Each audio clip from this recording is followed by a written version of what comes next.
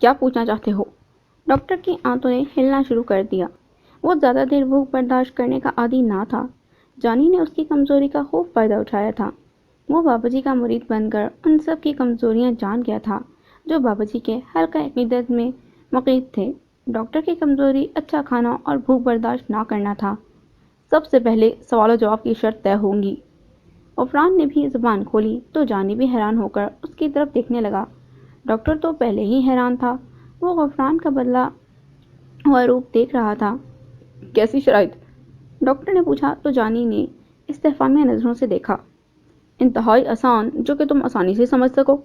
غفران نے اپنے ہاتھوں پر پھونک مار کر انہیں اپنے چہرے پر مل لیا۔ وہ اٹھ کر ڈاکٹر کے سامنے کھڑا ہو گیا۔ سوالوں کی تعداد گنی جائے گی۔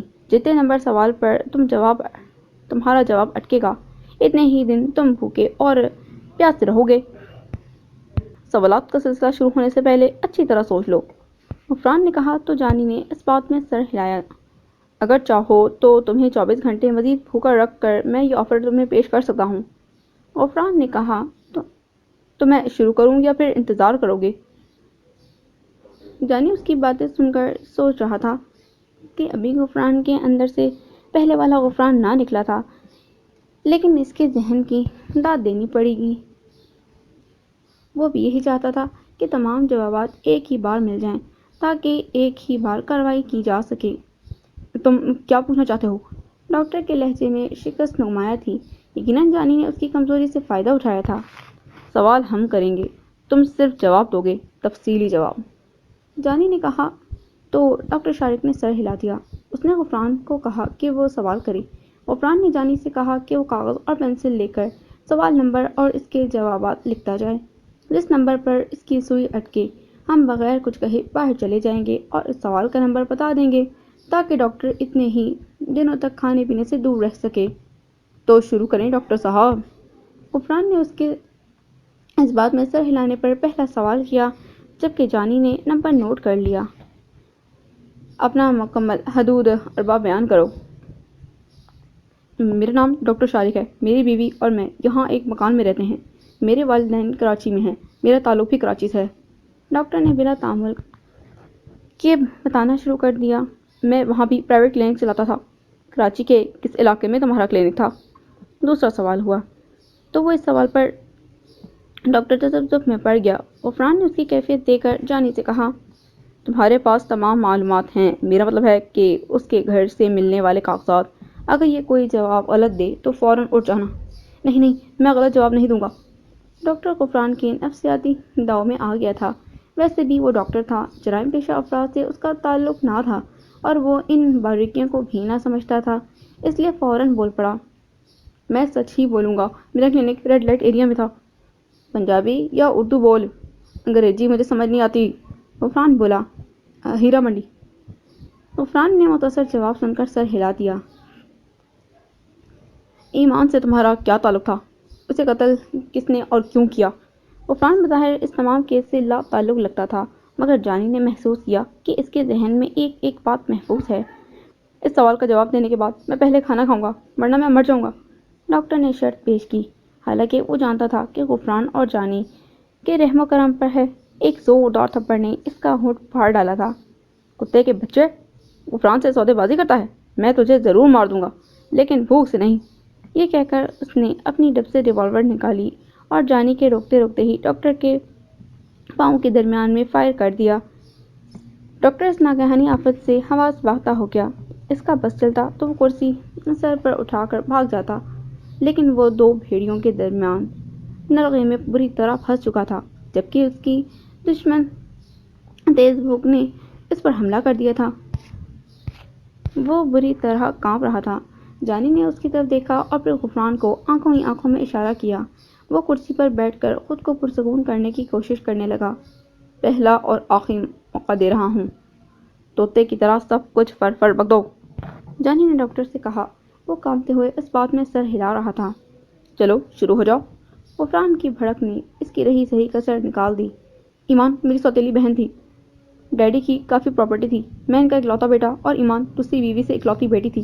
ڈیڈی کی موت کے بعد اس نے اپنی ماں سے مل کر مجھے اور ماما کو بلیک میل کرنا شروع کر دیا۔ ڈاکٹر کے چہرے پر کرب کے آثار نمایاں ہو گئے تھے۔ اس کی ماں ریڈ لائٹ ایریا کی نکلی۔ اس نے اپنی بچی کو بھی وہی تعلیم دی۔ میرا کلینک ان کے گھر کے پاس تھا، مگر اس کی نانی اور باقی اجداد تمام کے تمام ریڈ لائٹ ایریا سے تعلق رکھتے تھے۔ ڈیڈی کی موت کے بعد میں لاہور آ گیا،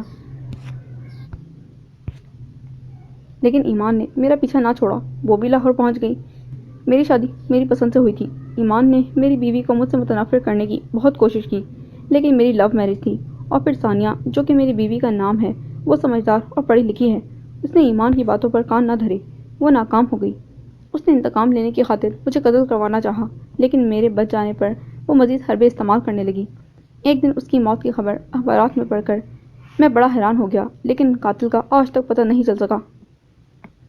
وہ خاموش ہوا تو جانی نے آگے بڑھ کر اس کا گریبان پکڑ کر اسے جھٹکا دیا تو وہ کرسی سمیت پیچھے گر گیا اور چیخنے چلانے لگا۔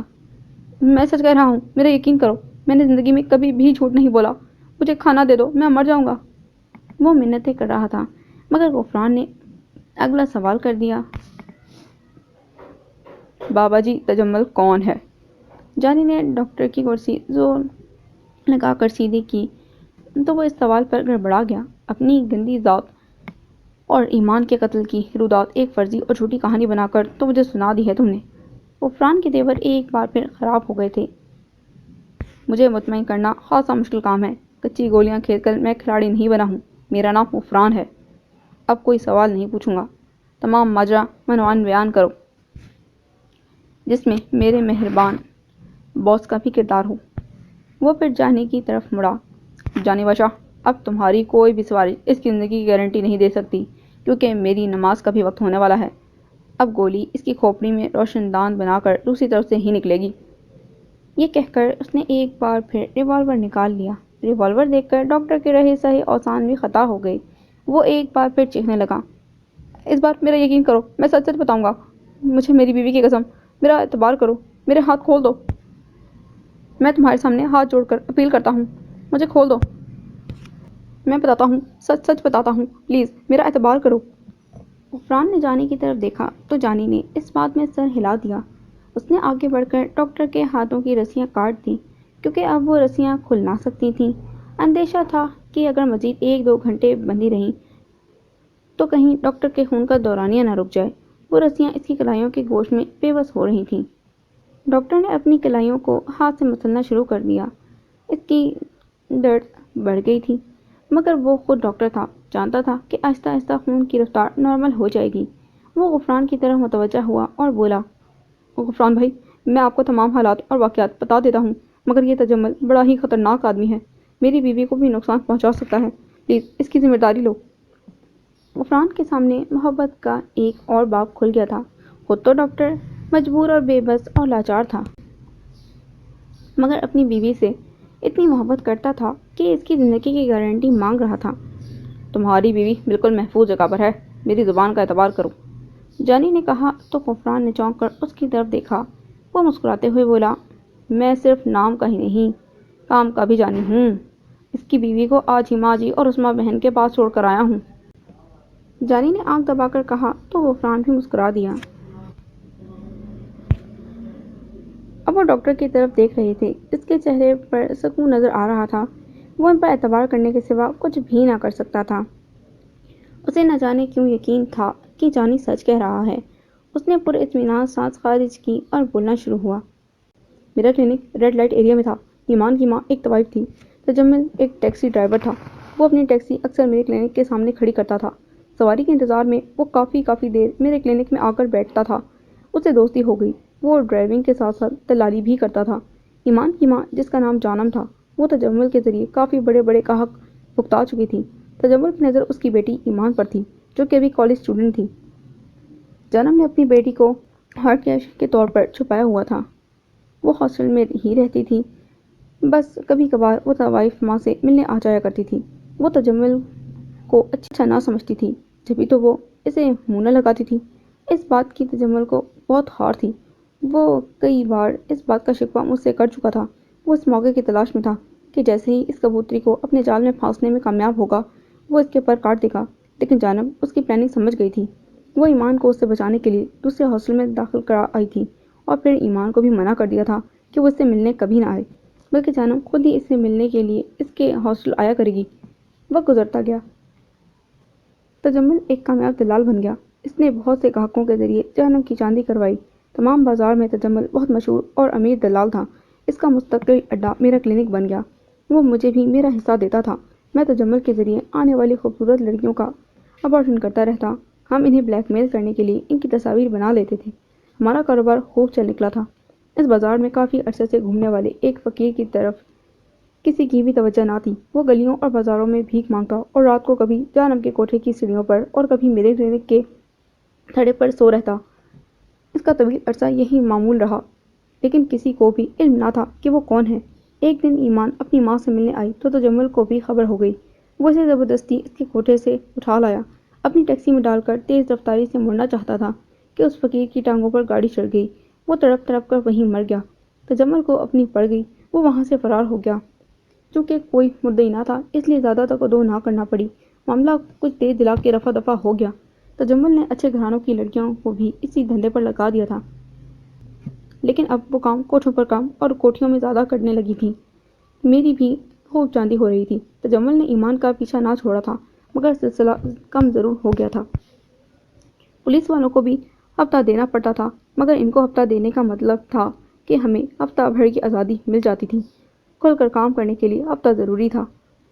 ایک دن ہمارے ڈاؤٹ نے آ کر خبر سنائی کہ نیا ایس پی آیا ہے، جو کہ بہت ایماندار اور نیک ہے۔ رشوت لینا تو درکنار، رشوت کا نام بھی اپنے علاقے میں لینے والوں کو پکڑ کر اندر کر دیتا ہے۔ لیکن تجمل نے اس بات کو کوئی اہمیت نہ دی۔ وہ اپنا دھندا عروج پر رکھا۔ ایک دن ایس پی نے کامیاب چھاپہ مار کر تجمل اور کئی لڑکیوں کو گرفتار کر لیا۔ تجمل کی ملاقات جیل میں ایک خبیث سے ہوئی جو کالے علم کا ماہر تھا۔ تجمل کی خباثت اور اس کے ماضی کو دیکھتے ہوئے اس نے تجمل کو جادو کے چند الفاظ سکھا دیے جو کہ انسان کو زیر کرنے کے لیے کافی تھے۔ پورا عملہ اس کالے علم والے کا مطیع تھا، لیکن ایس پی صاحب اللہ کے نیک بندے تھے، ان پر اس کا کوئی جادو نہ چل سکا۔ تجمل 6 ماہ کی قید بھگت کر آیا تو اس نے مجھے تمام داستان سنا دی۔ ہم محتاط ہو کر کام کرنے لگے، بلکہ اب تو باقاعدہ تجمل اپنے جادو کے جوہر بھی دکھانے لگا تھا۔ وہ امیر لوگوں کو اپنے جادو کے زور پر بے وقوف بناتا اور ان کی جوان بیٹیوں کی عزت سے کھیلتا۔ اس نے اپنے پرانے عشق کو جگایا اور ایمان کو اپنے قابو میں کر لیا۔ لیکن ایمان اس کی ساتھی ضرور بن گئی تھی، مگر وہ شہر کراچی کی اعلیٰ یونیورسٹی کی اسٹوڈنٹ تھی۔ ایک طوائف زادی ہونے کے ناطے روپیہ پیسہ اس کی کمزوری تھی۔ تجمل نے اسے بہت سے روپے ہر ہفتے دینے کا وعدہ کر لیا۔ ایمان اپنی کلاس فیلوز کو تجمل کے سامنے پیش کرتی تھی، جن کے اکثر مسائل عام سے ہوتے تھے کہ اس کی شادی فلاں سے ہو جائے یا پھر اس کا چکر فلاں لڑکی کے ساتھ چل جائے، وغیرہ وغیرہ۔ تجمل ان امیر زادیوں سے بہت زیادہ نوٹ کما رہا تھا اور کبھی کبھار تو ان کی عزت پر بھی ہاتھ صاف کر جاتا تھا۔ ایک دن ایک امیر زادی کا ابارشن کرتے وقت مجھ سے بڑی غلطی ہو گئی۔ میرا دھیان اس کے بعد آنے والے کیس پر تھا جس سے مجھے کافی روپیہ ملنے والا تھا۔ بس اس لڑکی کے اندر زہریلا مادہ رہ جانے سے 2 دن بعد اس کی موت ہو گئی۔ وہ لڑکی ایمان کے حوالے سے آئی تھی۔ تجمل اس کا گنہگار تھا۔ میں اس سے موت کی وادی میں پہنچانے والا موت کا فرشتہ بن گیا۔ اس کا باپ بڑی پہنچ والا آدمی تھا۔ اس نے پے در پے ہم پر چھاپوں کا سلسلہ شروع کروا دیا۔ محکمہ پولیس میں سے تجمل کے حواری اسے بتا دیتے تھے کہ آج چھاپا پڑنا ہے، چنانچہ ہم ادھر ادھر ہو جاتے، لیکن ہمارا کام متاثر ہونے لگا۔ ایک دن ہم خفیہ طور پر جانم کے کوٹھے پر سر جوڑ کر بیٹھ گئے۔ اب جانم کو بھی تجمل اچھا لگنے لگتا تھا۔ ایک تو وہ بڑا بزنس مین بن گیا تھا اور دوسرا اس کے ذریعے اس کے کوٹھے پر دولت کی ریل پیل تھی، اور تیسرا وہ اس کی بیٹی کا پارٹنر بھی تھا۔ جانم کا مشورہ تھا کہ وقتی طور پر کراچی شہر کو چھوڑ دیا جائے، لیکن تجمل اپنی بات پر اڑا رہا۔ وہ اپنا بزنس سمیٹنے کے چکر میں نہ تھا کیونکہ اس کی اچھی خاصی روزی روٹی لگی ہوئی تھی، لیکن جانم کے پرزور دلیل نے اس دلال کو قائل کر لیا کہ اگر جان بچے گی تو ساری عمر یہیں کھینک کھانی ہے۔ تم تینوں کراچی چھوڑ جاؤ، میں اس ایس پی کا بھی کچھ کر لوں گی۔ ہم اپنے کاروبار سمیت لاہور آ گئے۔ اپنے طریقہ کار کے مطابق ایمان نے یونیورسٹی میں داخلہ لیا اور امیر لوگوں کی لڑکیوں کو پھانسنا شروع کر دیا۔ ہمارے پاس دولت کی کمی نہ تھی، اچھے خاصے مکان مل گئے۔ تجمل نے علیحدہ مکان لے لیا، میں نے علیحدہ مکان خرید لیا۔ اپنے کاروبار کو ایک بار پھر نقطہ عروج پر پہنچانے کے لیے میں نے اپنا کلینک شہر کے معروف بازار میں بنایا۔ ایمان کی بدولت ہمارا کام پھر چل پڑا۔ ایمان جو بھی پارٹی پھنسا کر لاتی، ہم اس کے 3 حصے دار ہوتے تھے۔ تجمل جب لڑکیوں کو کالے علم کے چند سیکھے ہوئے الفاظ کی بدولت مطمئن کرتا تو لڑکیاں اسے بابا جی کے نام سے پکارنے لگتی۔ اس دھندے میں بہت آمدنی تھی۔ تجمل نے اپنا روپ بدل لیا، چہرے پر ہلکی سی داڑھی سجا لی۔ وہ چند امیر گھرانوں کو قابو کرنے میں کامیاب ہو گیا تھا۔ ایمان نے اپنی کلاس فیلو سے میرا تعارف ایک اچھا ڈاکٹر اور تجمل کا تعارف بابا جی کے نام سے کروانا شروع کر دیا تھا۔ ملیحہ بھی ایمان کی کلاس فیلو میں تھی۔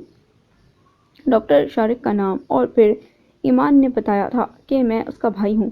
ملیحہ اور عالیہ بیگم میرے کلینک پر کبھی کبھار آنے لگی۔ اسی دوران شیخ عمر حیات، جو کہ دولت اور عمارت کے تکبر میں بندے کو بندہ نہ سمجھتا تھا، میرے کہنے پر عالیہ بیگم نے شیخ عمر حیات کو قائل کیا کہ وہ ایک بار بابا جی سے مل لیں تاکہ کاروبار میں مزید ترقی ہو سکے۔ ایمان بھی ملیحہ کو قائل کر چکی تھی۔ شیخ عمر حیات نے ایک ہی ملاقات تجمل سے کی تھی کہ اس نے شیخ پر اپنا سحر پھونک دیا تھا۔ شیخ تو اس کا جی جان سے تابع ہو گیا تھا۔ پھر اس نے اپنی بیوی اور بیٹے کو بھی بابا جی کا تابع بنوا دیا۔ تجمل کے کنجروں اور بدماشوں سے رابطے کی بنا پر شیخ عمر حیات کا کاروبار مزید ترقی کر گیا، جبکہ شیخ یہی سمجھتا رہا کہ بابا جی کو اس کا علم نہیں ہے۔ تجمل کے رابطے کرنے پر سنگاپور کی ایک پارٹی نے میرے ذریعے سودا کیا۔ تجمل ایک طرف ہو کر رہ گیا۔ ہم اپنے پروگرام کے مطابق یکدم تینوں ہی ننگے نہ ہونا چاہتے تھے۔ شیخ ہم پر اندھا اعتماد کرنے لگا، لیکن وہ عقل کا بھی اندھا ہو گیا تھا۔ اس نے تجمل کو سجدے کرنے شروع کر دی۔ اس دوران غفران اور شیخ کی علیحدگی ہو گئی۔ اگر نہ بھی ہوتی تو تجمل غفران کو شیخ کی مرضی کے بغیر ہی اپنے گنڈوں اور بدماشوں سے کہہ کر مروا دیتا، لیکن اس بات کی نوبت نہ آئی تھی۔ غفران نے شیخ کو اور شیخ نے غفران کو نقصان پہنچانا شروع کر دیا۔ بابا جی اب شیخ کو سمجھا رہے تھے کہ وہ غفران سے راضی نامہ کر لے، کیونکہ وہ شیخ کا گھر کا بیدی ہے۔ شیخ نے بابا جی کا حکم مانا اور خاموش ہو کر بیٹھ گیا۔ احمد باؤ، جو کہ اپنے کاروبار کو عروج پر پہنچا چکا تھا، وہ سرمایہ کہاں سے آ رہا تھا؟ وہ سب کچھ شیخ ہیروئن اور نشے کی لعنت سے کما رہا تھا۔ ایمان منظر سے 1 ماہ تک غائب رہنے کے بعد نظر آئی تو وہ کچھ اکھڑی اکھڑی سی لگی۔ اس نے 10 لاکھ کا مطالبہ کر دیا تھا، جو کہ ہمارے لیے معمولی رقم تھی، لیکن کس بات کا 10 لاکھ ادا کرتے؟ ایمان ہمیں مطمئن نہ کر سکی۔ میں نے اور تجمل نے اسے ٹھکانے لگانے کا پروگرام بنا لیا۔ وہ ہمیں بلیک میل کرنے لگی تھی۔ میں نے اس کے گھر میں کافی پینے کا پروگرام بنایا اور معاملہ طے کرنے کا بھی پلان بنایا۔ وہ مطمئن ہو گئی۔ میں نے تجمل کو تمام لائحہ عمل سمجھا دیا تھا۔ وہ اپنے طے شدہ پروگرام کے مطابق 10 لاکھ روپے لے کر ایمان کے گھر پہنچ گیا۔ میں تھوڑی دیر بعد پہنچا تھا۔ پلان کے مطابق میں نے کافی کے 3 مگ بنائے، ایک میں زہریلی دوائی ملا دی۔ ایمان بہت ہوشیار اور چالاک تھی، لیکن وہ کافی کی بہت شوقین تھی۔ میرے پلان کے مطابق اس نے تینوں میں سے وہ کپ اٹھایا جو کافی سے بھرا ہوا تھا۔ بس یہی وہ لمحہ تھا جب وہ اپنی چالاکی کے باوجود بھی مار کھا گئی۔ 10 لاکھ روپے اس نے اپنے سکرٹ کی تنگ جھولی میں رکھے ہوئے تھے۔ تجمل اور میں اس کے سامنے بیٹھے کافی پی رہے تھے اور معاملہ طے ہو گیا تھا کہ آئندہ جو بھی پارٹی ایمان کی ریفرنس سے ہمارے جال میں پھنسے گی، ایمان کو دگنا حصہ دیا جائے گا۔ لیکن یہ محض ڈرامہ تھا اور وقت گزاری کا ایک بہانہ بھی تھا۔ ایمان نے کب ختم کیا تو اسے اپنا سر گھومتا ہوا محسوس ہوا۔ وہ سمجھ گئی کہ ہم نے اس کے ساتھ کوئی اسکیم کی ہے۔ وہ چیخنے چلانے لگی کہ حرام زادو، تم نے میرے ساتھ دھوکہ کیا ہے۔ میں سب کو بتا دوں گی کہ تم کون ہو، کیا ہو۔ میں ملیحہ کو بتا دوں گی، وغیرہ وغیرہ۔ وہ فون کی طرف لپکی، مگر دوائی نے اپنا اثر دکھایا تو وہ لڑکھڑا کر گر گئی۔ تجمل نے اسے اٹھا کر بستر پر پٹکا۔ میں نے اس کی ٹانگیں کس کر پکڑ لی اور تجمل نے لوہے کی تار اس کے گلے میں ڈال کر اس کا کام تمام کر ڈالا۔ ڈاکٹر نے آخری الفاظ بھرائی ہوئی آواز میں ادا کیے تھے، جبکہ غفران اور جانی اس کی دلچسپ سٹوری سن کر اپنے آپ کو چغن محسوس کر رہے تھے۔ اب تو تھوڑا سا پانی پلا دو غفران بھائی، آپ کو اپنے مرشد کا واسطہ۔ ڈاکٹر نے رحم طلب نظروں سے غفران کی طرف دیکھا تو اس نے جانی کو اشارہ کیا کہ وہ اسے پانی پلا دے۔ ڈاکٹر نے پانی کا جگ پکڑ کر منہ سے لگایا اور گٹاگٹ پانی پینے لگا۔ جب وہ جی بھر کر پانی پی چکا تو غفران کے اشارے پر پھر شروع ہو گیا۔ اب اس کی طلب اچھا کھانا تھی۔ وہ جان گیا تھا کہ تمام داستان سنائے بغیر نہ کھانا ملے گا اور نہ ہی رہائی، اس لیے وہ دوبارہ کہنے لگا۔ ایمان کی لاش وصول کرنے والے پولیس والوں کا بیان تھا کہ نامعلوم قاتلوں کے خلاف مقدمہ درج کر لیا گیا ہے اور لاوارث جان کر اس کی لاش امانتاً دفنا دی تھی۔ 10 لاکھ تو بچ گئے تھے، لیکن مجھے اپنی جان کی فکر پڑ گئی۔ اس دوران میں نے اپنی پسند سے شادی بھی کر ڈالی تھی۔ میری بیوی مجھ سے بہت محبت کرتی ہے اور میں بھی۔ تجمل عالیہ بیگم کے دل کی مرادیں پوری کرنے لگا تھا اور ایک طرف ملیحہ کو بھی خوش کر رہا تھا۔ ماں بیٹی ایک دوسرے سے چوری تجمل کی خدمت کرنے میں مگن تھی، جبکہ شیخ پر جہالت اور شرک کا بھوت سوار ہو چکا تھا۔ تجمل نے اس کی تمام جائیداد ہتھیانے کے لیے 2-4 سودے ایسے بھی کروائے تھے جن میں شیخ کو بہت فائدہ ہوا تھا، اور پھر اس پر الیکشن جیت کر اسمبلی میں پہنچنے کا بھوت بھی سوار ہو گیا تھا۔ وہ حاجی عبداللہ سے اپنی شکست کا بدلہ لینا چاہتا تھا۔ ہم اس کی بھی کوئی ترکیب نکالنے لگے۔ میں تجمل سے بری طرح خائف ہو گیا تھا۔ میں نے سوچا کہ یہ ایمان کو ٹکانے لگا سکتا ہے تو میری کیا اوقات ہے، لہٰذا میں اس کا ساتھ دینے کے ساتھ ساتھ اسے جان چھڑانے کی تراکیب بھی سوچتا رہا۔ میں ہمیشہ کی طرح ہر لڑکی کے ساتھ اس کی تصاویر بناتا تھا تاکہ اس کو بلیک میل کر کے مزید روپیہ کمایا جا سکے۔ بالکل اسی طرح میں نے اس کی اور ملیحہ کی بھی تصاویر بنا لی اور پھر اپنے ایک دوست کی مدد سے شیخ اور احمد کے ساتھ ساتھ کیمرہ ایفیکٹ کے ذریعے ان کی تصاویر بنوا کر اپنے پاس رکھ لیں تاکہ ان میں سے کوئی بھی اگر مجھے بدنام یا بلیک میل کرنے کی کوشش کرے تو میں انہیں تصاویر کے ذریعے خاموش کروا سکوں۔ اسی دوران ملیحہ ماں بننے والی ہو گئی۔ میرے کلینک میں اس کا ابارشن نہ کروایا گیا کیونکہ میں ان کی نظروں میں ان کا پیر بھائی تھا اور وہ اس بات کو مجھ سے تو کیا سبھی سے چھپانا چاہتے تھے۔ اس نے غفران پر الزام لگانے کی کوشش کی مگر اس کے پیچھے اس کے سر پر ایک ڈاڈے مرشد کا ہاتھ آ چکا تھا۔ وہ اپنی غلط پالیسی میں ناکام ہوئی تو اس نے گھر میں عالیہ بیگم اور شیخ کو بتا دیا کہ اس بچے کا باپ بابا تجمل ہے۔ مگر عالیہ بیگم اور شیخ کیسے مان سکتے تھے کیونکہ عالیہ بیگم کو معلوم تھا کہ تجمل سارے کا سارا اسی کا ہے اور اس کی بیٹی کے ساتھ ایسا نہیں کر سکتا، اور پھر وہ ان کا پیر بھی تھا۔ عالیہ بیگم نے اپنا راز کھل جانے کے ڈر سے ملیحہ کو خاموش رہنے کا کہا مگر اس کی یہ خاموشی اس خاندان کو مہنگی پڑی۔ اس نے خودکشی کر کے شیخ کے منہ پر خاموشی کی مہر لگا دی۔ وہ اپنے ملنے جلنے والوں کو کوئی بھی تسلی بخش جواب نہ دے سکا اور ملیحہ کی تدفین خاموشی اور جلدی میں کر دی گئی۔ شیخ عمر تجمل پر شک نہ کر سکتا تھا مگر پھر بھی تجمل کو ایسا شک محسوس ہونے لگا کیونکہ وہ اکیلا ہوتا تو خاموش بیٹھا رہتا تھا۔ تجمل نے سوچا کہ اگر وہ خود کہیں غائب ہوا تو شیخ کا شک اور ملیحہ کا کہا سچ ہو جائے گا۔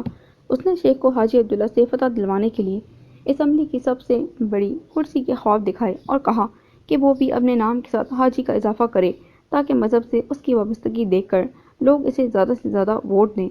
شیخ نے اپنے مرشد کا حکم مانا اور اب حج یعنی عمرہ کرنے چلا گیا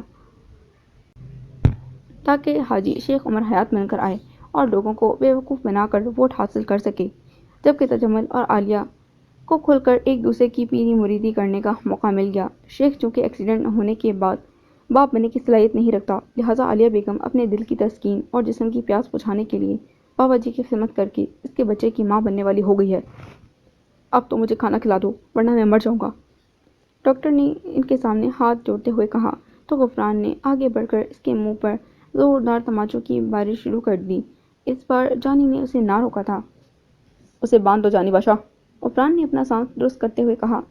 آپ فکر نہ کریں غفران بھائی، یہ اب پولیس کی حراست میں رہے گا، جانی نے کہا تو غفران نے اس بات میں سر ہلا دیا۔ اچھا ہے، اسے تھانے مع ثبوت کے اندر کروا دو۔ آپ فکر نہ کریں غفران بھائی، جانی نے آگے بڑھ کر مزاحمت کرتے ہوئے ڈاکٹر کو ایک بار پھر باندھ دیا۔ یہ ایمان کا قاتل ہے اور فراڈی پیر کا مددگار بھی ہے۔ اس پر تو بہت سے کیس بنتے ہیں، بہت سی معصوم جانوں کا بھی یہ قاتل ہے۔ جانی باہر آنے لگا تو اس کو رک جانا پڑا کیونکہ ڈاکٹر کی جیبیں بلند ہونے لگی تھیں۔ جانی باشا، اسے اس کے سرغنہ کے ساتھ ہی دفن کرنا، اس لیے تب تک اسے کھانا کھلا دو، غفران نے کہا اور سیڑھیاں چڑھ کر باہر نکل آیا۔ جانی بھی اس کے پیچھے پیچھے چلا آیا تھا۔ اس نے تہخانے کے دروازے کو تالا لگا دیا تھا۔ جانی نے دیکھا کہ غفران کی آنکھوں میں آنسو تھے۔ وہ آگے بڑھ کر بولا، کیا بات ہے غفران بھائی، آج پھر آنکھوں میں آنسو کیوں؟ جانی باشا، وہ آسمان کی طرف دیکھتے ہوئے بولنے لگا، شاہ جی کہتے ہیں اللہ بڑا بے نیاز ہے، عثما کہتی ہے کہ اللہ بڑا بے پرواہ ہے، ماں جی کہتی ہیں کہ وہ بڑا مہربان ہے اور نہایت رحم کرنے والا ہے، اور تم کیا کہتے ہو جانی باشا؟ اس رحمان و رحیم کی ذات واحد کے بارے میں کیا کہہ سکتا؟ جانی بھی اس سرور کی کیفیت میں ڈوب گیا تھا۔ وہ غفران کی بیعت ہونے کے بعد کی دلی کیفیت کا اندازہ کر سکتا تھا مگر اس وقت یہ سوال اس نے کیوں کیا تھا؟ آپ کیا کہتے ہیں اس رحمان اور رحیم کی ذات بابرکت کے بارے میں؟ جانی نے بھی اس سے سوال کر دیا۔ غفران ایک بار پھر خلاؤں میں گھورنے لگا۔ او بھیا، میں تو پڑھا لکھا نہیں ہوں، بس اتنا جانتا ہوں کہ وہ ایک گورکھ دندہ ہے۔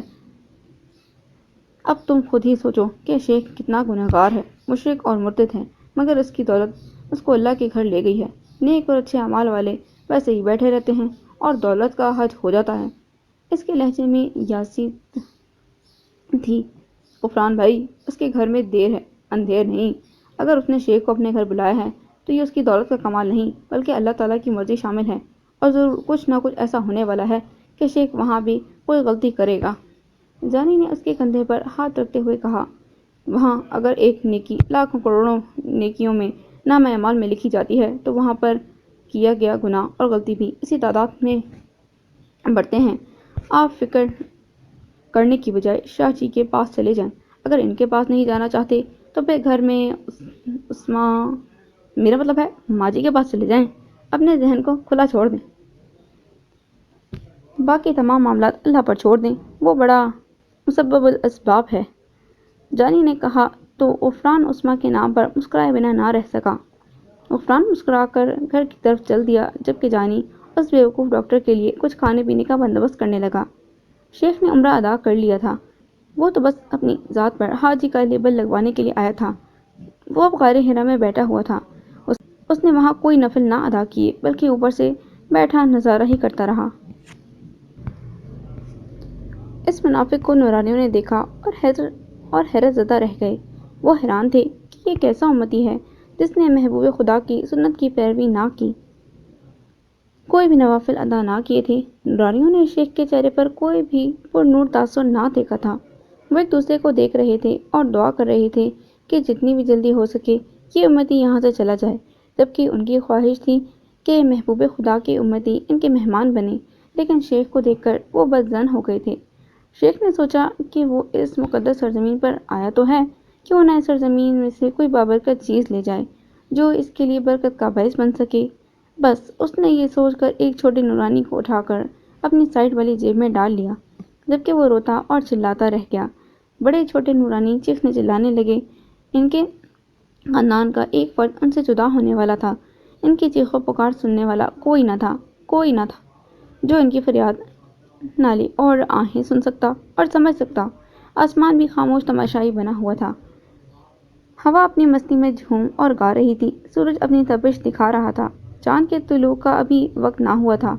بس پتھروں کی بے بسی اور حسرت سے تکتی ہوئی نگاہیں قابل دید تھیں۔ نورانی آگے بڑھ کر اس کا دامن نہ پکڑ سکتے تھے، اس کے آگے ہاتھ نہ جوڑ سکتے تھے، اس کے پاؤں نہ پکڑ سکتے تھے، اس کے منت سماجت کرنے کے قابل نہ تھے، اس کو واسطہ نہ دے سکتے تھے، اس کی خوشامد نہ کر سکتے تھے، کوئی بھی لالچ یا پھر کوئی بھی انعام نہ دے سکتے تھے۔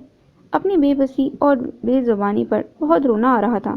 وہ بلک رہے تھے، رو رہے تھے، تڑپ رہے تھے، پچھاڑیں کھا رہے تھے، روکو پکار رہے تھے، مگر ان کی آواز ان کے ساتھیوں تک ہی جا سکتی تھی، اور ایک دوسرے کو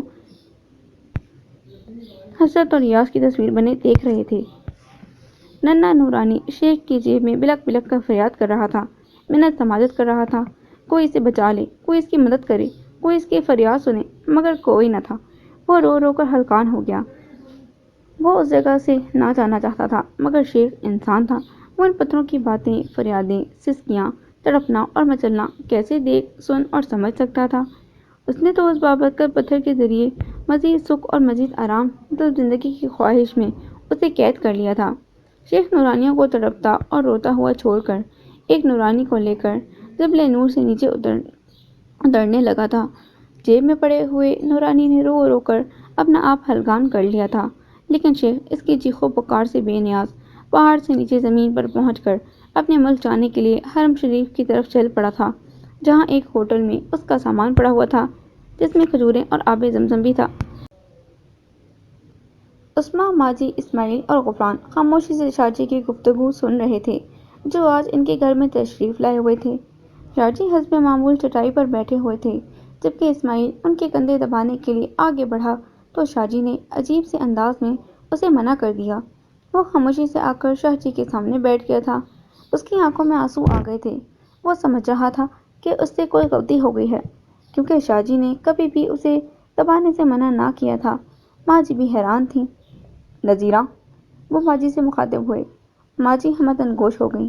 وہ کہہ رہے تھے، اللہ تعالیٰ نے تمہارے بیٹے کو سیدھی راہ پر چلا دیا ہے۔ بہت سے کٹھن مراحل اس نے طے کر لیے ہیں۔ وہ کہہ رہے تھے جبکہ غفران کا سر حیا سے جھکتا جا رہا تھا۔ اب اس کی شادی بھی کر ڈالو۔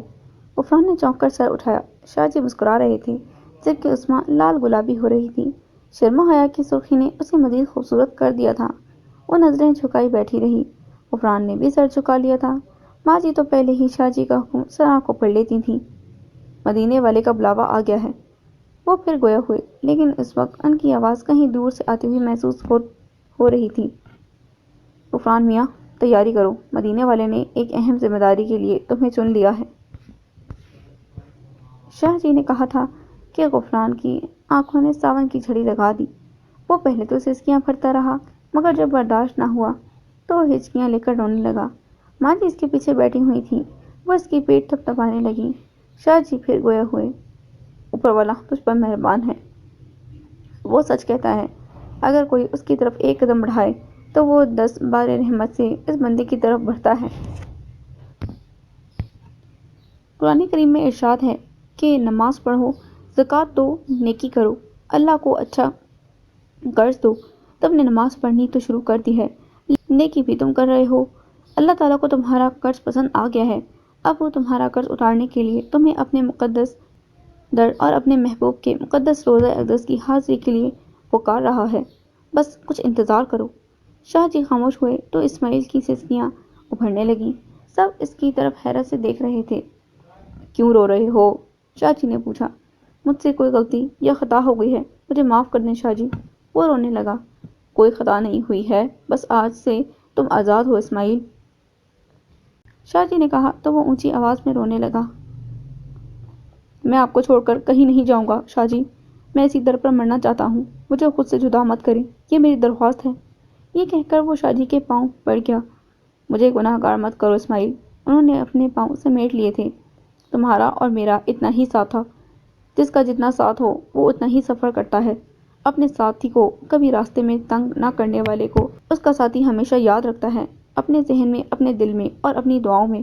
بس تم نے میرا ساتھ دیا جتنا تقدیر نے لکھا تھا۔ مجھے تم سے کوئی شکایت، کوئی گلہ نہیں ہے، میرا خدا گواہ ہے کہ میں سچ کہہ رہا ہوں۔ شاہ جی کی آواز بھی بھرا گئی تھی، شاید وہ بھی اسماعیل کے عادی ہو گئے تھے، مگر ان کی جدائی کی وجہ باقی لوگوں کی سمجھ میں نہ آ رہی تھی۔ عثمان ماجی اور غفران حیرانگی سے ان دونوں کی گفتگو سن رہے تھے۔ ان میں سے کسی نے اتنی جرأت نہ کی تھی کہ کوئی سوال کر کے گناہ کا مرتکب ہو۔ آج سے 30-32 سال پہلے جب تم میرے پاس آئے تھے، شاہ جی نے اسماعیل کو اٹھا کر اپنے سینے سے لگایا۔ وہ روتی ہوئی آنکھوں سے انہیں دیکھ رہا تھا۔ تم کیا تھے یہ میں جانتا ہوں، یا پھر نذیرہ اور امیر علی جانتے ہیں۔ امیر علی تو اللہ کو پیارا ہو چکا ہے، مگر نذیرہ تمہاری حقیقت سے واقف ہے۔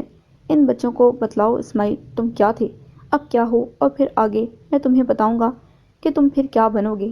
شاہ جی نے اس سے کہا تو وہ چونکے بغیر نہ رہ سکا، جبکہ غفران اور عثمان کے لیے شاہ جی کی باتیں نہ سمجھ میں آنے والی باتیں تھیں۔ وہ حیرانگی سے کبھی شاہ جی اور کبھی اسماعیل کی طرف دیکھ رہے تھے۔ میں ایک جن زادہ ہوں۔ اسماعیل کے منہ سے یہ الفاظ نکلے تھے کہ غفران اور عثمان ٹھٹک کر رہ گئے تھے، بلکہ عثمان کو تو خوف محسوس ہونے لگا تھا۔ غفران کی بھی ایسی ہی حالت تھی، لیکن وہ اپنی جگہ پر جم کے بیٹھے رہے، کیونکہ شاہ جی کا ساتھ تھا اور پھر اسماعیل بھی ان کا مرید تھا۔ کسی بھی طرف سے کوئی نقصان کا اندیشہ نہ تھا۔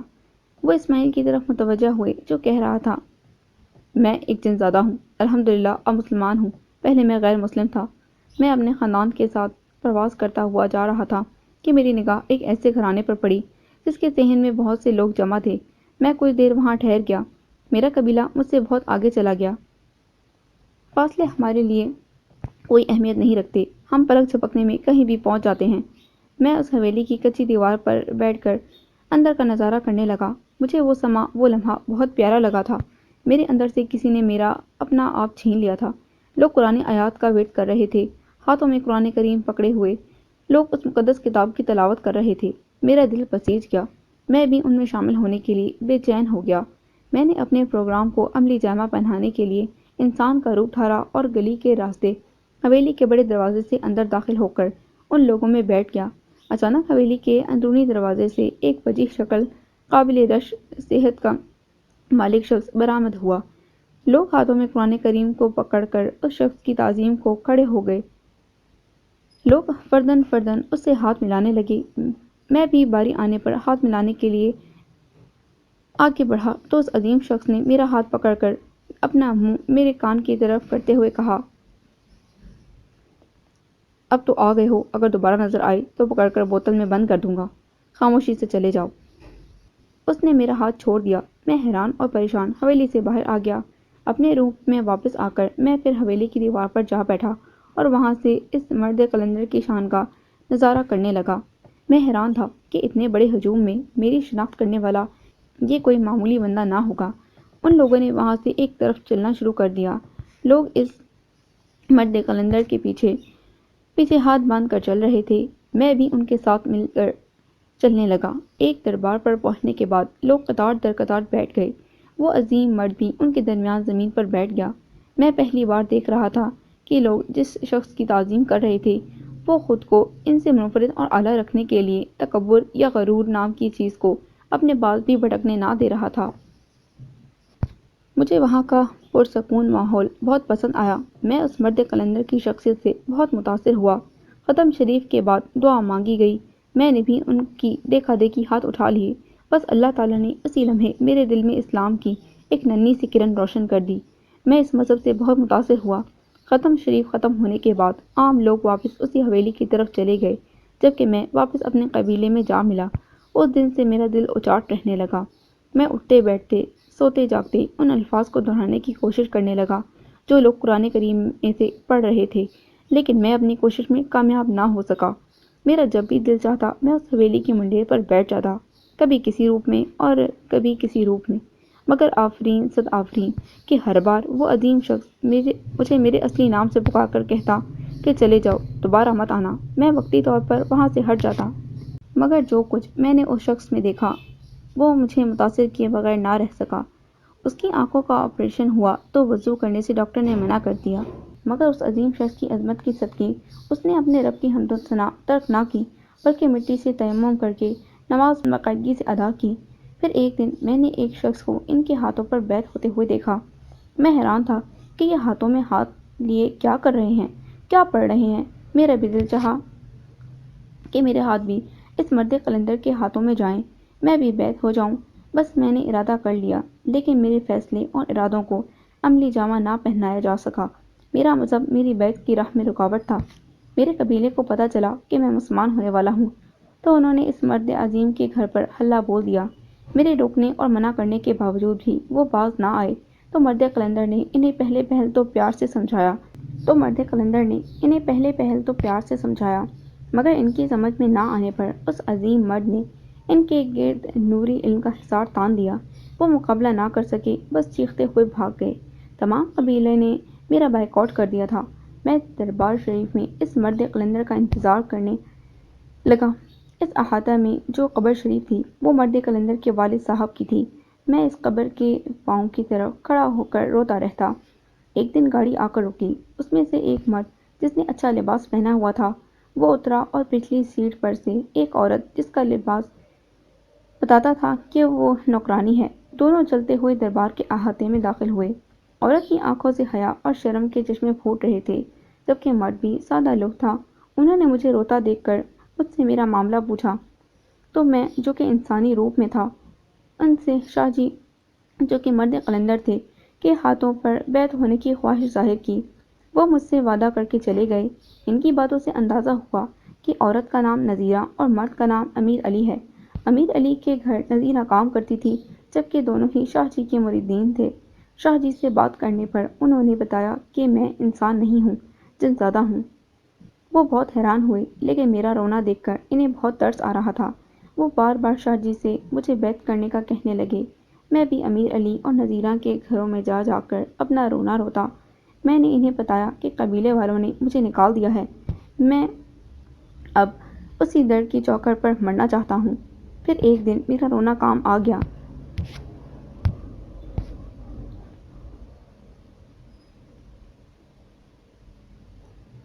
صاحب قبر جو کہ شاہ جی کے والد صاحب تھے، انہوں نے شاہ جی کو خواب میں زیارت کروائی اور مجھے بیعت کرنے کا کہا۔ شاہ جی، امیر علی اور نذیرہ کی موجودگی میں نے شاہ جی کے ہاتھوں پر اسلام قبول کیا، ان کی بیعت حاصل کی اور مسلمان ہو گیا۔ میرا پرانا نام رمشاد تھا، لیکن شاہ جی نے میرا نام مسلمان ہونے کی حیثیت سے محمد اسماعیل رکھا۔ میں دن رات شاہ جی کی خدمت میں مصروف ہو گیا۔ ان کی محبت اور خدا کے بلاوے سے میں نے حج بھی کر لیا، مگر مجھے آج تک وہ منظر نہیں بھول سکا جو مدینہ شریف کے گنبد خضرا کا تجلی سے بھرپور منظر ہے۔ میں آج بھی وہ لمحہ یاد کرتا ہوں تو میری آنکھیں بھر آتی ہیں اور میں الفاظ میں وہ منظر بیان نہیں کر سکتا۔ تب سے لے کر اب تک میں اسی روپ میں ہوں، مگر آج شاہ جی کی باتیں میرا دل رلا رہی ہیں۔ میں کہاں جاؤں گا، میرا کون ہے؟ یہ کہہ کر اسماعیل رونے لگا۔ غفران اور ماجی اور عظمیٰ بھی بہت متاثر تھیں۔ عظمیٰ کو یاد آ گیا کہ بازار میں جب لڑکوں نے اس سے چھیڑخانی کی تھی تو اسماعیل نے اس کی عزت بچائی تھی اور ایک فولادی وجود والے کا بازو بھی کندھے سے اکھیڑ دیا تھا، جو یقیناً کسی انسان کا کارنامہ نہ تھا۔ ان سے اچھی طرح مل لو اسماعیل، اب تمہارے جانے کا وقت آ گیا ہے، شاہ جی نے کہا تو وہ حسرت اور یاس سے ماجی کی طرف دیکھنے لگا، جیسے وہ ایک بار پھر اس کی سفارش کریں گی، مگر انہوں نے نظریں جھکا لیں۔ تمہیں اس سے بھی بہتر اور اچھی جگہ پر بھیج رہا ہوں۔ یوں سمجھ لو کہ رب تعالیٰ نے تمہیں چنا ہے اس نیک کام کے لیے۔ شاہ جی کی آواز نے اسماعیل کے ضبط کے تمام بندھن توڑ دیے تھے۔ وہ بچوں کی طرح پلکنے لگا۔ کیا میں اس قابل ہو گیا ہوں کہ رب کریم مجھے کسی کام کے لیے چن لے؟ غفران میاں، شادی کی تیاری کرو، عنقریب تمہاری شادی عثمیٰ بیٹی سے ہوگی، شاہ جی نے کہا تو دونوں کے دلوں کی دھڑکن تیز ہو گئی۔ عثمیٰ اور غفران کے دل کی آواز اللہ تعالیٰ نے سن لی تھی۔ شاہ جی اٹھ کھڑے ہوئے تو باقی افراد بھی کھڑے ہو گئے۔ ان کے اشارے پر اسماعیل نے ماجی اور عثمیٰ کے سر پر پیار سے ہاتھ پھیرا اور روتے ہوئے اس نے غفران کو گلے لگایا۔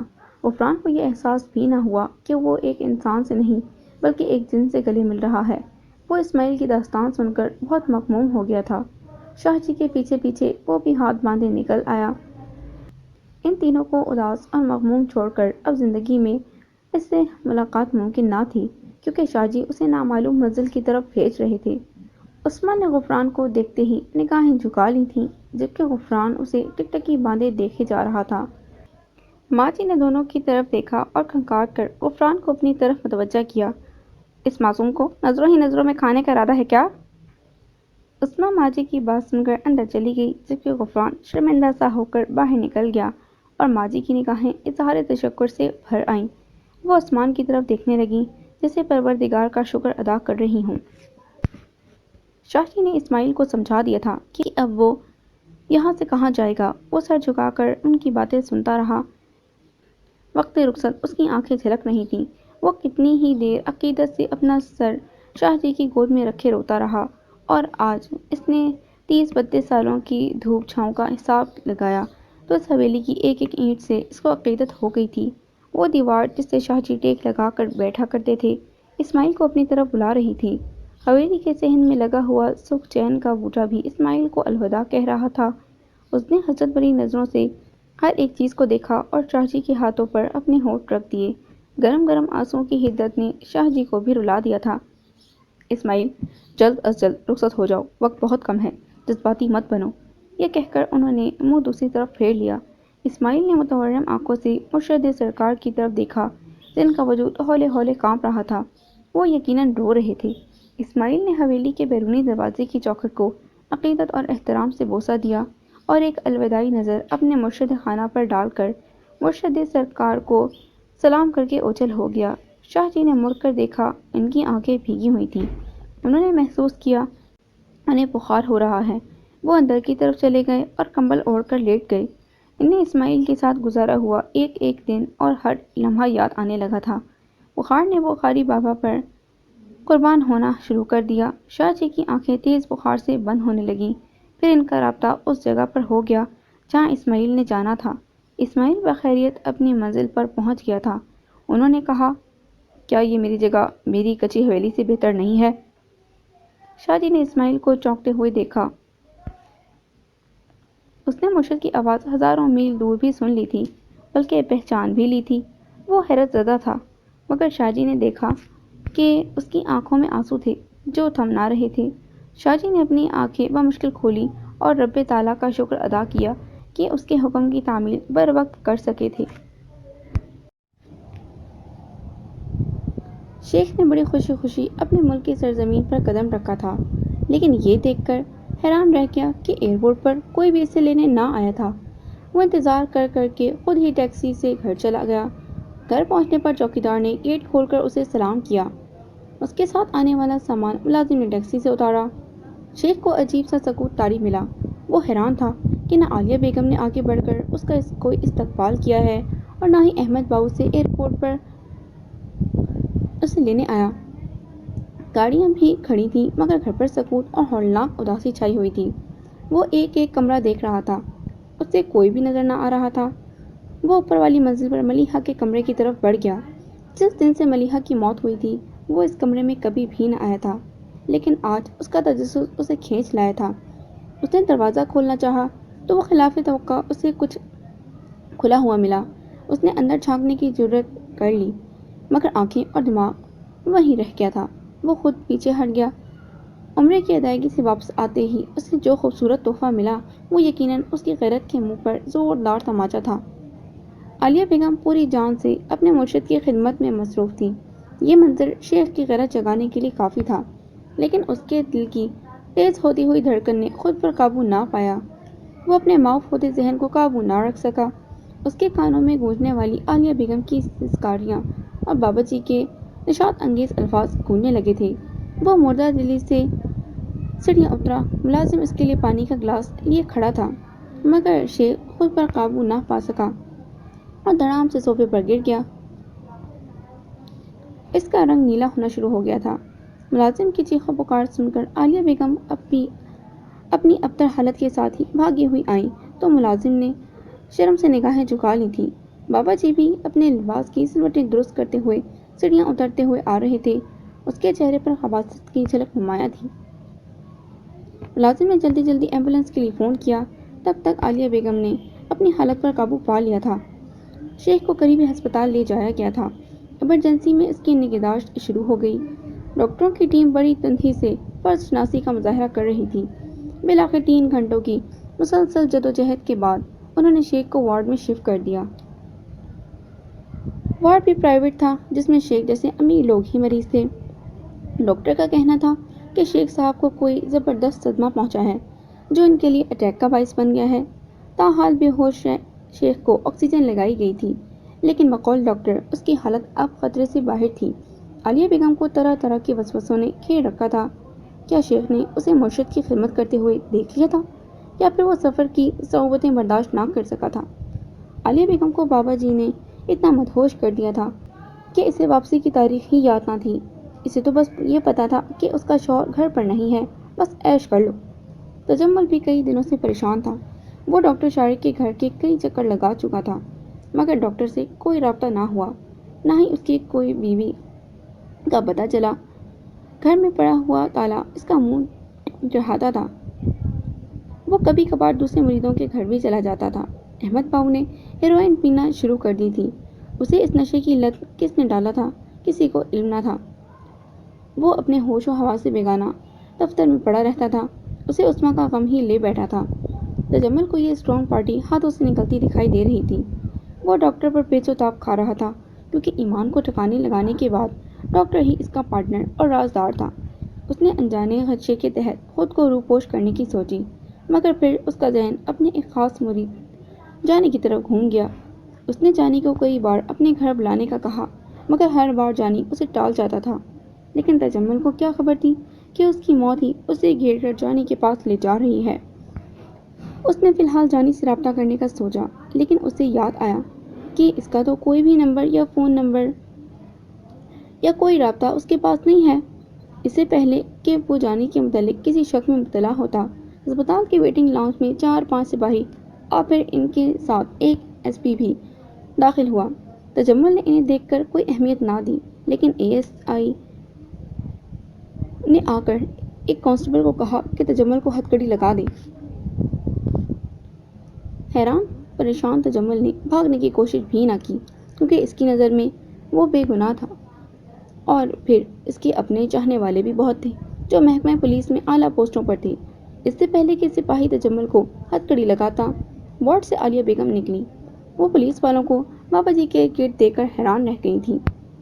وہ جلدی جلدی آگے بڑھی تو اے ایس آئی، جو عالیہ بیگم کو شیخ عمر حیات کی بیگم کی حیثیت سے جانتا تھا، وہ بولا، بیگم صاحبہ، آپ یہاں کیا کر رہی ہیں؟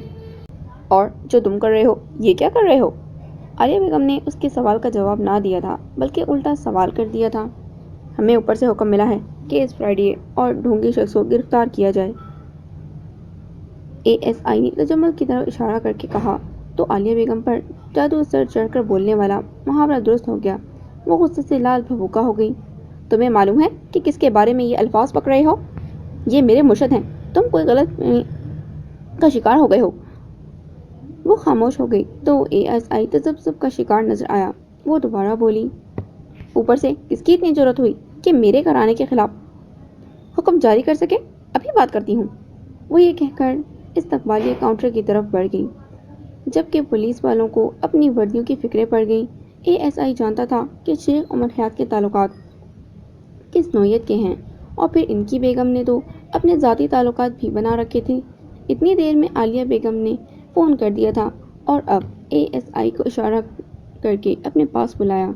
وہ دل سے کانپتا ہوا فون کے پاس پہنچا تو دوسری طرف سے اسے جو کہا گیا وہ کافی تھا کہ وہ عالیہ بیگم سے معذرت کرتا۔ اس نے ڈھیلے انداز میں ریسیور کریڈل پر رکھا اور عالیہ بیگم سے معافی مانگنے لگا۔ مجھ سے نہیں، میرے بابا جی سے معذرت کرو۔ یہ حکم سن کر اے ایس آئی کے تن بدن میں آگ لگ گئی۔ مرتا کیا نہ کرتا کہ مصداق وہ بابا جی کے پاس پہنچا اور اپنی ڈیوٹی اور اوپر کے حکم کو غلط فہمی قرار دے کر معافی مانگی اور بددل سا ہو کر سپاہیوں سمیت ہسپتال سے نکل گیا۔ ہسپتال کا عملہ یہ تماشا دیکھ کر ہونچ کر رہ گیا۔ عالیہ بیگم کی قدر ان کی نظروں میں مزید بڑھ گئی۔ آپ گھر جا کر آرام کریں، میں آتی ہوں۔ وہ بابا جی سے مخاطب تھی، لہجہ باادب ہی تھا۔ تجمل نے جان بچانے کا شکر ادا کیا اور سر ہلاتا ہوا ڈرائیور کے ساتھ گاڑی میں بیٹھ کر گھر کی طرف چل پڑا۔ وہ عجیب سے مہوسے کا شکار لگ رہا تھا۔ شیخ کا ہارٹ اٹیک اور پھر پولیس کا اسے گرفتار کرنے آنا اس کی سمجھ میں نہ آ رہا تھا۔ وہ ڈاکٹر شارق کو سلواتیں سنانے لگا۔ وہ نہ جانے کہاں غائب ہو گیا۔ اس لمحے تجمل کو اس کی سخت ضرورت تھی، مگر ڈاکٹر گدھے کے سر سے سینگوں کی طرح غائب تھا۔ کہیں وہ دھوکہ تو نہیں کر گیا؟ لیکن تمام دولت اور روپیہ پیسہ تو اس وقت ان کے پلان کے مطابق شیخ عمر حیات کے گھر میں بنے ہوئے آستانے میں ایک الماری میں موجود تھا، جس کی چابیاں تجمل کے پاس تھیں۔ اس نے اپنی جیب تھپتھپا کر چابیوں کے گچھے کی موجودگی کا احساس کیا۔ اس کے لبوں پر زہریلی مسکراہٹ دوڑ گئی۔ وہ ایک پلان پر عمل کرنے کے لیے اپنے آپ کو تیار کرنے لگا۔ اس نے ڈاکٹر کے غائب ہو جانے کو بھی اپنے لیے غیبی مدد جانا تھا۔ وہ تمام دولت اکٹھی کر کے عالیہ بیگم کے آنے سے پہلے ہی نکل جانا چاہتا تھا۔ وہ ایک بار پھر کراچی کی رنگینیوں میں خود کو گم کرنا چاہتا تھا۔ وہ کہیں بھی بیٹھ کر تمام دولت سے کوئی اچھا سا بزنس کر لے گا۔ چلو اچھا ہی ہوا کہ ایمان کی بات ڈاکٹر بھی خود بخود ہی نکل گیا۔ اب وہ تمام روپیوں کا تنہا مالک تھا۔ گاڑی رکنے پر وہ چونکا۔ گاڑی شیخ کی کوٹھی میں داخل ہو چکی تھی۔ وہ گاڑی سے باہر نکلا اور اپنے آستانے کی طرف چل دیا۔ گھر میں اس وقت چوکیدار اور ڈرائیور کے علاوہ کوئی نہ تھا۔ تیسرا تجمل خود تھا۔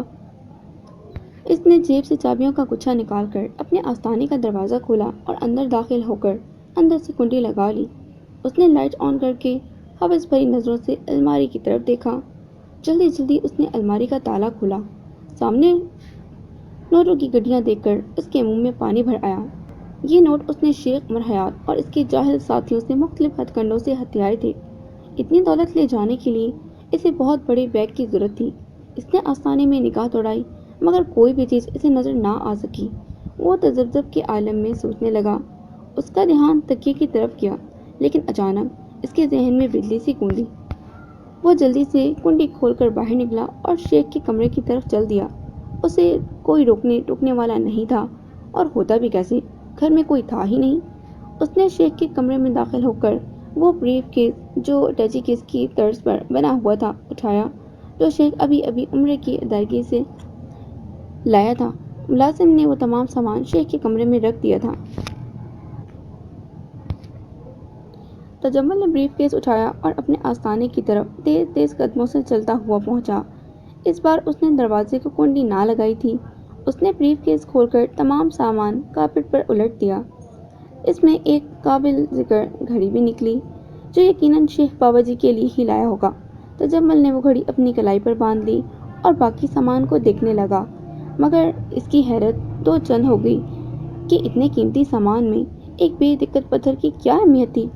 اس نے پتھر اٹھا کر کمرے کے ایک کونے میں پھینک دیا، جبکہ باقی کپڑے وغیرہ بھی اسی کونے میں پھینک دیے۔ اب پتھر ان کپڑوں کے نیچے تھا، کوئی بھی ایک نظر میں دیکھ نہیں سکتا تھا۔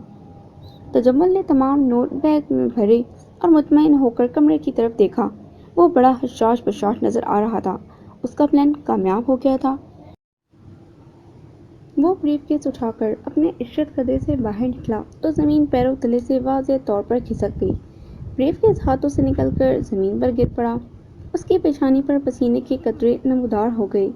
اس کے سامنے احمد باؤ ریوالور تانے کھڑا تھا۔ اس کے مرجھائے ہوئے چہرے پر سخت قہر و غضب نظر آ رہا تھا۔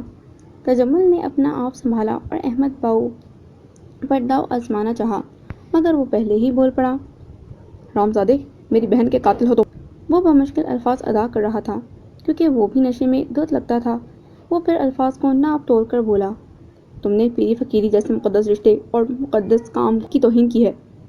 وہ بول رہا تھا جبکہ تجمل اس موذی سے جان چھڑانے کی کوشش کر رہا تھا۔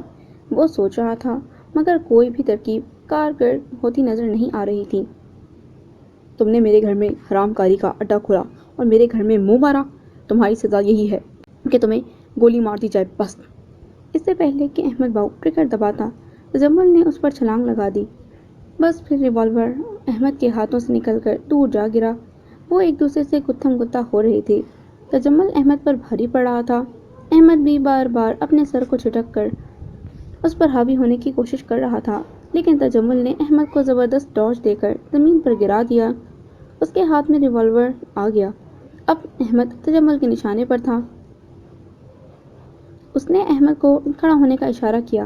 احمد ڈولتا ڈگمگاتا ہوا کھڑا ہو گیا۔ وہ تھر تھر کانپ رہا تھا۔ تجمل نے کبھی بھی کچی گولیاں نہیں کھیلی تھیں۔ تجمل کے ہونٹوں پر زہریلی مسکراہٹ تھی۔ وہ بول رہا تھا، "میں نے تمہاری بہن کو قتل نہیں کیا ہے، بس اسے ماں بنایا ہے۔"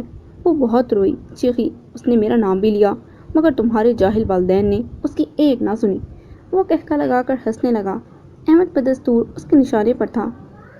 "تمہاری ماں، جو کہ تمہارے باپ سے مطمئنہ تھی، اسے اس عمر میں بھی ماں بننے کی خواہش تھی۔ پھر میں غریب کیا کرتا؟ اس کی مسرتوں کو پورا کرنا تھا، سو کرتا رہا۔ نتیجتاً وہ ماں بن گئی۔ تمہیں تو خوش ہونا چاہیے احمد باؤ کہ تمہارا کوئی بہن بھائی آنے والا ہے۔" وہ پھر قہقہ لگا کر ہنس پڑا۔ "جب تک تم اور تمہارے باپ جیسے جاہل لوگ اس دنیا میں موجود ہیں، مجھ جیسے ہوشیار اور چالاک لوگ ان کی جاہلیت کا فائدہ اٹھاتے رہیں گے۔ تم لوگوں نے تو شر کی انتہا ہی کر دی۔ میں لڑکیوں کا سپلائر تھا، مگر تم نے اور تمہارے جاہل باپ نے مجھے خدا بنا لیا تھا۔ میں اس چیز کا فائدہ کیوں نہ اٹھاتا؟ مجھ جیسے لوگوں کے پاس کچھ نہیں ہوتا، بس چند الفاظ ہوتے ہیں جن سے تم جیسے بیوقوف لوگ متاثر ہو جاتے ہیں۔" وہ اب کافی خطرناک نظر آ رہا تھا۔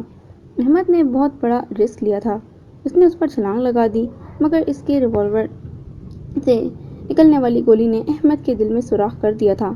احمد کی آنکھیں کھلی ہوئی تھیں اور وہ زمین پر گر کر تڑپ بھی نہ سکا۔ گولی کی آواز سن کر چوکیدار اور ڈرائیور کیوں نہیں آئے؟ تجمل نے سوچا، مگر یہ اس وقت سوچنے اور سمجھنے کا نہیں تھا، یہاں سے نکلنے کا تھا۔ لیکن جب اس نے اپنے حواس درست کیے تو کوٹھی کا پورا لان ہی پولیس والوں سے بھرا نظر آنے لگا۔ اس کے چاروں طرف ہی پولیس تھی۔ ان کی کمانڈ ایک جانا پہچانا چہرہ کر رہا تھا جو کہ بابا جی کا اپنا خاص مرید جانی تھا۔ پولیس والوں کی اپنی طرف تنی ہوئی بندوقیں دیکھ کر اس کی رہی سہی طاقت بھی جاتی رہی۔ ریوالور اب بھی اس کے ہاتھ میں تھا۔ اس نے آخری حربہ آزمانے کے لیے ریوالور جانی پر تان لیا، جو اس وقت اس کے سامنے ایس پی کی یونیفارم میں کھڑا تھا۔ تجمل کو حیران اور پریشان دیکھ کر جانی کے چہرے پر سکھ اور چین کی مسکراہٹ پھیل گئی۔ وہ ریوالور سے ذرا برابر بھی پریشان نہ تھا۔ وہ بے فکری سے چلتا ہوا تجمل کے پاس پہنچا اور ریوالور اس کے ہاتھ سے پکڑ لیا، جس پر تجمل کی انگلیوں کے نشان تھے۔ نشان نہ بھی ہوتے تو اس کی پلاننگ کے تحت تمام کام اسی برآمدے میں ہوا تھا، جس میں اس نے گزشتہ کئی روز سے ویڈیو کیمرہ لگوایا ہوا تھا۔ اس کام میں چوکیدار نے اس کا بہت ساتھ دیا تھا۔ وہ ہر روز اس کو اس دن کی کیسٹیں دے کر آتا تھا اور نئی کیسٹیں لے کر آتا تھا۔ احمد باؤ کا قتل بما قاتل اس فلم میں محفوظ ہو گیا تھا۔ آئیے میرے محترم پیر صاحب، جانے کی اس کاٹ دار بات میں تجمل کو مر جانا بہتر محسوس ہوا۔ تم پولیس کو کیا بھولو سمجھتے ہو؟ اس نے تجمل کی کلائیوں میں ہتھ کڑی ڈال دی۔ میں گزشتہ کئی برس سے پولیس جاب کے لیے ٹرائی کر رہا تھا۔ میرے طریقہ تفتیش کو دیکھتے ہوئے میری مرضی کے مطابق مجھے تمام کام سادہ لباس میں کرنے کا موقع مل گیا، اور اس طرح تم جیسے ڈھونگی اور فراڈی کو بے نقاب کرنے کا موقع بھی مل گیا۔ مگر یہ سارا کام غفران کا ہے، جو تمہاری ناک کا بال بن کر تمہیں ستاتا رہا۔ اس نے اپنے آپ کو تو گناہ آلود زندگی سے بچا لیا، مگر تمہارا پیچھا نہ چھوڑا۔ اس نے جھٹکا دے کر تجمل کو کھینچا اور سپاہیوں کو اشارہ کیا کہ وہ اسے گاڑی میں بٹھا کر لے جائیں۔ اس کی ٹہل سیوا میں کروں گا۔ شیخ کو آج 15 دن بعد بتایا گیا تھا کہ احمد باؤ کو بابا جی نے قتل کر دیا ہے۔ وہ ہسپتال کی دیواروں کو تھام تھام کر رو رہا تھا۔ کوئی اس کا پرسان حال نہ تھا۔ جوان بیٹی کی موت نے اس کی کمر توڑ دی تھی، مگر اس کا جوان اور اکلوتا بیٹا بھی اس کی توہم پرستی اور جہالت کی بھیٹ چڑھ گیا تھا۔ 2 دن سے عالیہ بیگم بھی غائب تھی۔ وہ اس کی خبر گیری کے لیے نہ آئی تھی۔ شیخ نے سوچا کہ گھر میں تعزیت کرنے والوں کا تانتا بندہ ہوگا، لوگ دھڑا دھڑ افسوس کرنے کے لیے آ رہے ہوں گے، مگر صورتحال اس کے برعکس تھی۔ کسی سیانے نے سچ ہی کہا ہے کہ بابا نہ ہو تو بکریاں بھی نہیں چرتی۔ اس کی کوٹھی میں ہو کا عالم تھا، بس چوکیدار تھا جو گھر بار کی صفائی ستھرائی کر دیتا تھا۔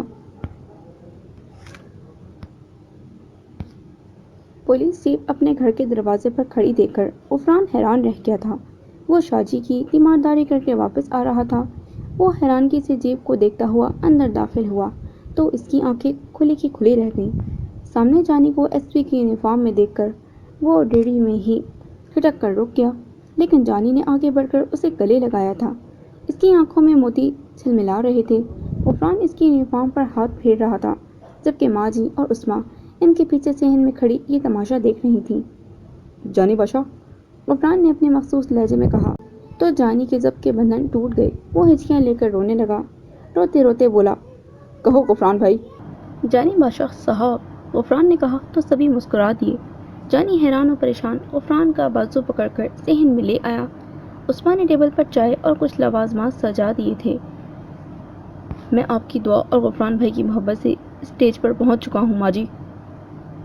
وہ چارپائی پر بیٹھتے ہوئے ماں جی سے مخاطب ہوا۔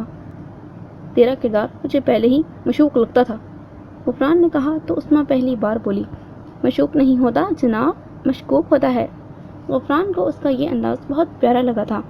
وہ جی جان سے اس پر قربان ہو گیا تھا، مگر جانی نے کھنکار کر اسے اپنی طرف متوجہ کر لیا۔ بابا جی، سرکار کو گرفتار کر لیا گیا ہے۔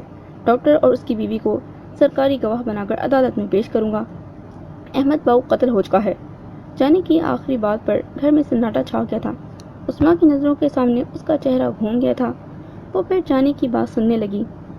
مظہر حسین، جو کہ ایک فلم کا مینیجر تھا، اس نے ہمارا بہت ساتھ دیا ہے۔ اس نے نشے میں لی چائے پلا پلا کر احمد باؤ کو نشے کا باقاعدہ عادی بنا دیا تھا۔ خالد کی موت کا انتقام خود ہی اللہ تعالیٰ نے احمد باؤ کی موت کی صورت میں لے لیا تھا۔ شیخ عمر حیات کے گھر کو اسی گھر کے چراغ سے آگ لگ گئی تھی۔ ہمارا جو مقصد تھا پورا ہو گیا۔ شیخ ہسپتال میں پڑا ہوا ہے، اس کی بیوی غائب ہو چکی ہے۔ اب تم سناؤ کیا پروگرام ہے؟ جانی نے آخری فقرہ غفران سے کہا تو وہ اسے غور سے دیکھنے لگا۔